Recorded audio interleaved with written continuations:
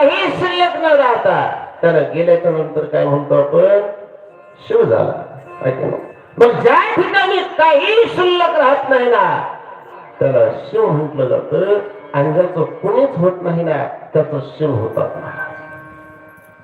भगवान परमात्मा सांगतात ज्याचा कोणी स्वीकार करत नाही या जगतामध्ये दोनच असे असणारे व्यक्ती आहेत, एक भगवान आणि दुसरे गुरुदेव. ज्याला कोणी स्वीकार करत नाही त्याला भगवान स्वीकार करतो, नाही त्याला प्रथमतः गुरु स्वीकार करतात आणि मग भगवान परमात्मा स्वीकार करतो. तुमचं भाग्य आहे की आपल्याला एवढी मोठी अशी असणारी गुरु परंपरा त्या ठिकाणी आपल्या जीवनामध्ये लाभलेली आहे. आपल्या जीवनामध्ये गुरुजींची कृपा होती आपल्यावरती, तेव्हा आपल्याला हे सत्य हे असं असणार शिव महापुराण श्रीमद भागवत कथा ऐकायला भेटते. केव्हा, कोणामुळे?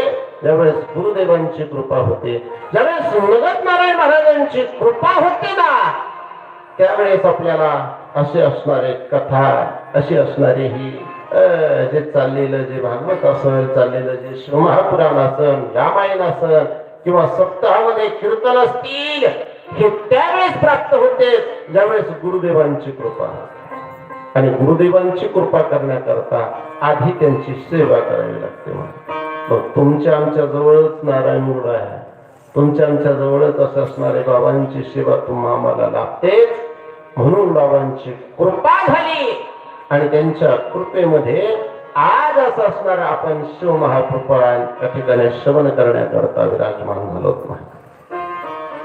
शिव महापुराण आघात आहे. श्री शिव महापुराण प्रख्यात आहे आणि श्री शिव महापुराण तुम्हा आम्हाला तारणार आहे. तुम्हा आम्हाला त्या ठिकाणी महाराज या जीवनमुक्तीच्या फेऱ्यातून मुक्त करणार एक साधन म्हणजे शिव महापुराण. ते शिव महापुराण आज आपण श्रवण करण्याकरता विराजमान झालो. ते शिव महापुराण ऐकण्याकरता आज आपण या ठिकाणी काय ऐकायचं. शिव महापुराण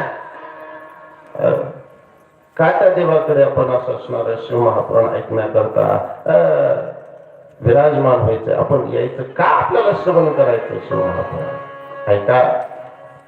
हे जे शिव महापुराण जे आहे ना प्रत्येक युगाची एक एक देवता ठरलेली आहे.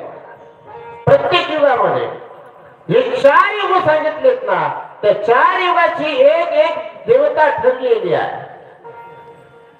सत्ययुग चालू होता त्यावेळेस कोणती देवता होते तर म्हणतात सत्ययुगामध्ये ब्रह्मदेव आणि विष्णुदेव देवतांची काय होती, त्यांचं पूजन त्या सत्ययुगामध्ये चालायचं. सत्ययुगामध्ये भगवान विष्णूची त्या ठिकाणी आधार अधिष्ठा होती म्हटले.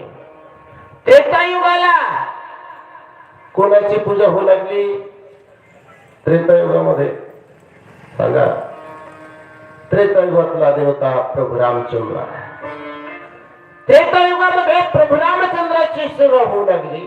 त्रेतायुगामध्ये प्रभू रामचंद्र त्या ठिकाणी महाराज सगळ्या त्या असणाऱ्या त्रेतायुगाला सुखी करण्याकरता सर्व जनता प्रभू रामचंद्राच्या शरणागतीमध्ये जाऊ लागल्या. द्वापार युगाला, द्वापार युगामध्ये कोणाची सेवा? सगळी मुख्यत काही कडले का बोलता येते सांगा. आपण रोज काल्याचे कीर्तन ऐकतोय. मग काल्याच्या कीर्तनामध्ये ऐकतो ना आपण की द्वापार युगामध्ये भगवान श्रीकृष्ण जन्माला आले आणि भगवान श्रीकृष्णाला सर्व गोपाळ शरण गेले, त्याची पूजा करू लागले. त्यांना सर्वजण असं असणार देव आणि तो देव सगळ्यांना सुखी करण्याकरता द्वापार युग संपला आणि कलियुग आला. तर कलियुगामध्ये कोणती देवता? कलियुगामध्ये पहा सगळीकडे असे असणारे काय आहेत भगवान शिवालयाचे मंदिर आहे. आणि आता सगळ्यात जास्त जी भक्ती होते ना ती कोणाची होते? भगवान शिवाची होते, भगवान शंकराची होते. म्हणून जर आपल्याला ज्या युगामध्ये वावरायचंय, राहायचंय, ज्या युगामध्ये आपल्याला त्या ठिकाणी चालायचंय ना